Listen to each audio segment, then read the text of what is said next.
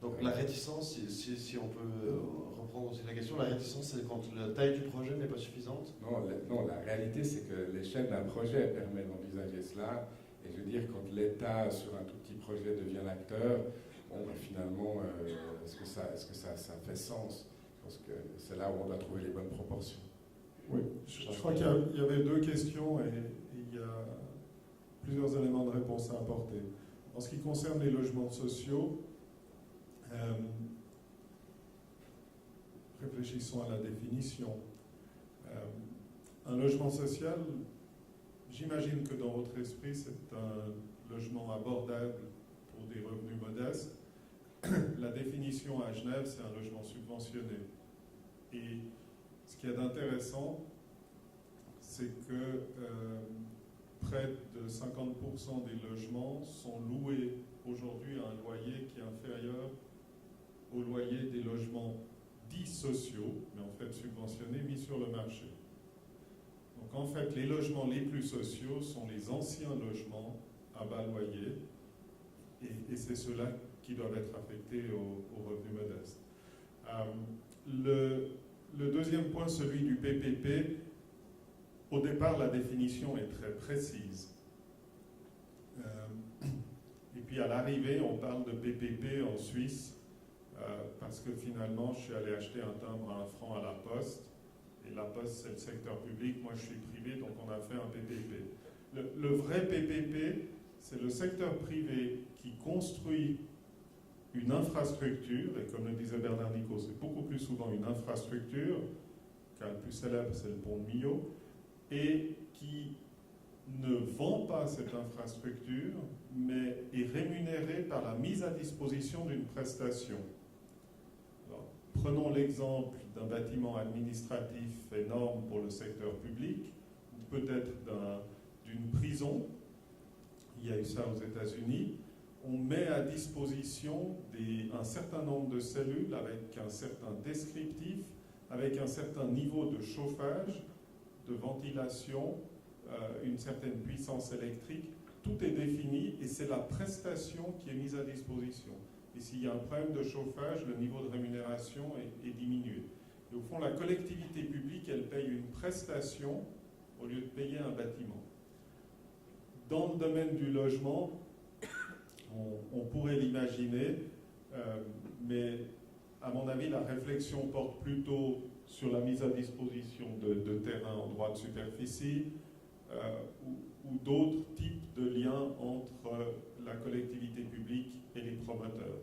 Ce qu'on constate, c'est que quand la collectivité publique est elle-même promoteur, c'est rarement beaucoup mieux. Alors, mon honorable confrère, je le vois juste oublier une chose, c'est que quand on construit des prisons, l'entreprise générale remet les clés aux utilisateurs.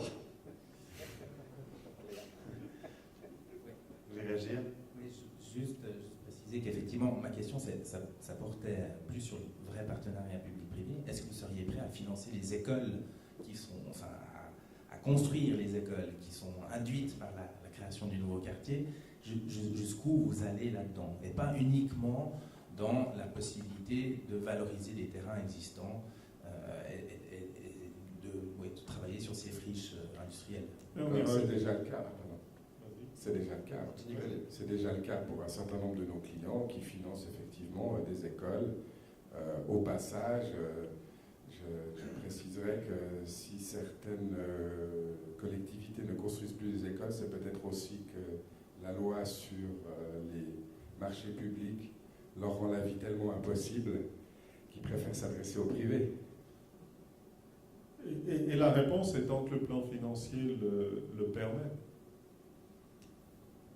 Et qu'au passage encore, comme l'école publique vaudoise dysfonctionne, beaucoup vont dans les écoles privées. Que le public financera peut-être. Vous voulez réagir par rapport à ces partenariats, privé ou public, pas spécialement.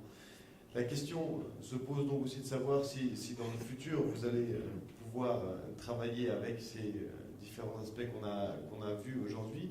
Comment est-ce que vous voyez votre métier de promoteur immobilier dans 10 ans?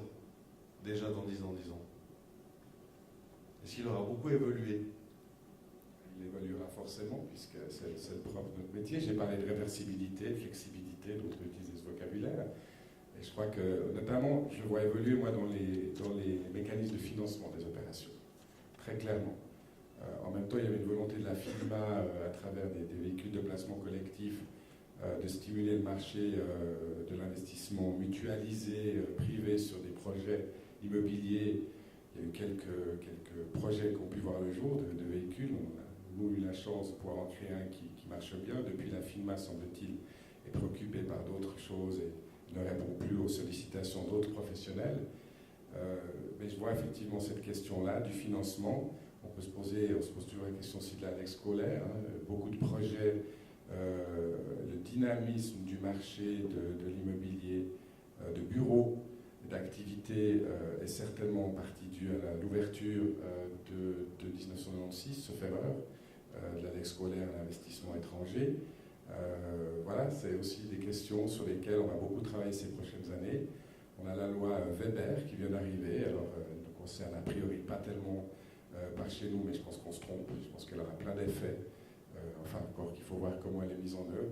Bon voilà, c'est que nous, professionnels d'immobilier, on est là, au milieu, et on travaille dans ce que vous appelez des voies aériennes, dans des schémas. Alors si on pouvait éviter d'en faire toujours trop, qu'ils s'entrecroisent et qu'on les télescope, ça nous faciliterait la vie, et donc pour nous tous et pour vous tous, voilà un peu comment je vois l'évolution des choses. On a une société normative de plus en plus réglementée. Bon, c'est le professionnel, ça sera celui qui saura s'adapter, comprendre et rapidement réagir à ça. Et donc, avec l'augmentation aussi peut-être de la responsabilité, pour revenir aussi au thème de ce débat, de comprendre les sollicitations individuelles, mais de garder, puisque ça c'est souvent votre travail avec quelqu'un qui vient avec un projet, mais de garder à l'esprit la notion collective de bien commun. Notre responsabilité première, c'est de répondre aux aspirations des gens qui vont venir habiter dans les logements qu'on construit. Et j'en viens à la définition du métier qu'a donné Bernard Nicot. Celle-là, elle sera toujours valable dans 10 ans. On exercera le même métier. La manière dont on montera un projet et dont on le réalisera va évoluer au sens où Anthony Collet en parlait. Il s'agit du financement, il s'agit peut-être du rôle de certains intervenants nouveaux. On a parlé des analyses sociologiques et je pense que ce rôle va évoluer. Mais le métier en tant que tel reste de réaliser des logements qui répondent aux aspirations de ceux qui souhaitent venir y vivre à un niveau de prix, vente ou location, c'est égal, qu'ils peuvent se permettre de payer. Et ça, c'est le fondement de notre métier. Celui-là sera le même dans 10 ans. Alors, Nico ? Écoutez, celui qui fabrique un film, c'est un réalisateur. Celui qui fabrique des immeubles, c'est un promoteur. Je ne vois pas la différence. Demandez à Lelouch quel sera le film qu'il fera dans 10 ans. Il vous dira il faudra qu'il soit tip-top et j'ai évolué, j'ai plus d'expérience et on fera mieux. Moi, dans une vie antérieure, j'étais déjà promoteur. C'était en Égypte où j'ai construit des pyramides. Alors, il y avait assez peu d'ouvriers qui ont pu aller dans des écoquartiers, il y en a assez peu qui ont pu sortir des logements. Il y avait beaucoup d'esclaves. C'était notre période. Bon, il y a quand même eu des grandes périodes. L'introduction du sanitaire dans les bâtiments, c'était quand même un grand moment. L'introduction de l'électricité, ensuite la TV, mais c'était un peu plus social. Et maintenant la domotique. Et puis il y a eu toutes les périodes et les modes. Quand il y a eu les premiers lofts à New York, c'était d'abord un scandale, et puis finalement c'est devenu un must. Donc on doit s'adapter tous les jours, aller demander, même s'il est décédé à Angela Pininfarina, qu'est-ce qu'il va faire comme carrosserie. Ça sera la plus belle, ça sera dans 10 ans, mais ça sera son fils. Merci. Isabelle Simon. Oui, je crois qu'entre-temps, il y a eu la sortie d'Égypte. Donc on a quitté l'Égypte et les pharaons, donc on a effectivement évolué. Le promoteur de demain, oui, c'est quelqu'un qui va faire le même métier, probablement, mais avec beaucoup de plus. et il sera en même temps un architecte, on est en même temps des architectes, en même temps des sociologues, en même temps des urbanistes, en même temps des financiers et des juristes. Donc effectivement, le métier s'enrichit. On le fait toujours de la même manière, mais c'est le métier qui s'enrichit au fil du temps.